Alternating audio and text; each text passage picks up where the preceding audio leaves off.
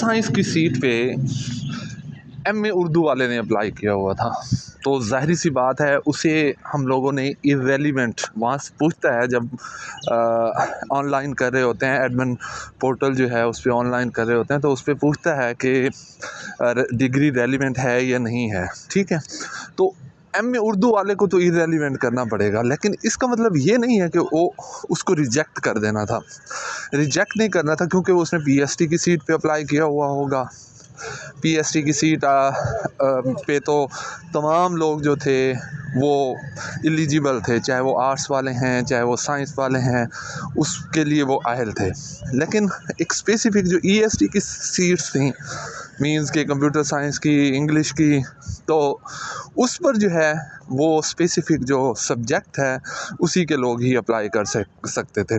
تو رات جو ڈیولپمنٹ ہوئی ہے اس کے مطابق اب یہ انٹرویوز جو ہیں وہ 5 تاریخ تک جاری رہیں گے، 5 تاریخ تک. اور پریشان ہونے کی ابھی کوئی ضرورت بھی نہیں ہے، مینز کہ ابھی بہت جو ہے نا وہ اس میں ڈیولپمنٹس ہونی ہیں. سلیکٹڈ لوگ ہوں چاہے شارٹ لسٹڈ ہیں ابھی آپ، تو آپ کو بالکل بھی جو ہے نا وہ پریشان ہونے کی ضرورت نہیں. ابھی بہت ساری چینجز ہونی ہیں اس میں. چینجز ان اے سینس کہ فرض کیا ایک ٹاپر کھڑا ہوا ہے، ٹھیک ہے، اب وہ اپلائی نہیں کرنا چاہتا اور آپ تیسرے نمبر پہ ہیں اور سیٹ ہے ایک. اب ایگزامپل سنیے گا، اب وہ جاب نہیں کرنا چاہتا تو وہ آٹومیٹیکلی جو ہے وہ انٹرویو بھی دے دیا. آپ اس وقت تک جو ہے نا وہ 3rd نمبر پر ہی ہیں، اس نے انٹرویو دیا ہے، اس کے بعد جو ہے وہ جاب نہیں کرنا چاہتا تو وہ کیا ہوگا، وہ نکل جائے گا.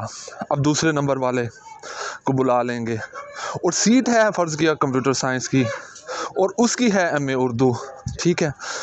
ابھی تو پورٹل کے اوپر یہی 2 لوگ ہی ٹاپر کھڑے ہوئے ہیں نا، تو آپ اس میں تیسرے نمبر پہ تھے، آپ تو تھے ہی نہیں اس میں. اب وہ MA اردو والا ہے، وہ اس کو آٹومیٹیکلی اسے بھی نکالنا ہے، ٹھیک ہے. اب تیسرے نمبر پہ آپ آ گئے جس کی ریلیونٹ ڈگری ہے لیکن آپ تیسرے نمبر پہ تھے، ٹھیک ہے، تو آپ کو جاب مل جائے گی. STI کی آرڈرز جو ہوں گے ابھی بہت ساری، اس لیے میں کہہ رہا ہوں ابھی بہت سارے چینجز ہونا باقی ہیں. دوسرا یہ بھی ہونا ہے ابھی کہ اگر ایک ہی جیسا میرٹ ہے سب لوگوں کا، ایک ہی جیسا میرٹ ہے، ٹائی کر گیا میرٹ، تو کیسے اس کو ڈیل کرنا ہے. اس کا طریقہ کار یہ ہے کہ جو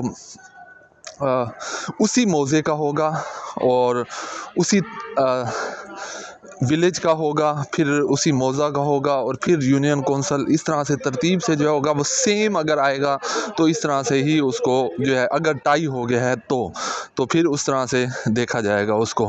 تو کہنے کا مطلب یہ ہے کہ ابھی انٹرویوز چل رہے ہیں اور ان انٹرویوز کے بعد میں آپ لوگوں کو ڈیٹ بھی بتا دوں، کم از کم یہ 9 تاریخ کو جا کے فائنلائز ہوگا کہ کس کو جاب ملنے والی ہے اور کس کو نہیں. ہوپ سو کہ آپ کو یہ ویڈیو پسند آئی ہوگی.